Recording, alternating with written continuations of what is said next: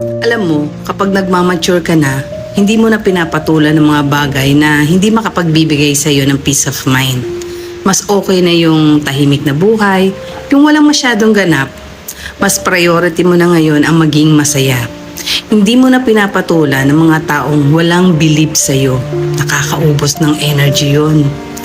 Tanggap mo na rin na may mga araw na hindi maganda, hindi masaya, at madalas, kakamali, hindi nangyayari ang bagay-bagay ayon sa gusto mo at okay lang yun. Maigsi ang buhay.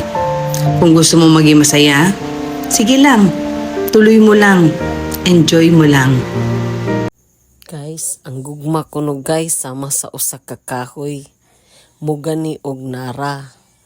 Munay giingon guys nga mugani nga kahoy mahugan ka nara ko mo sa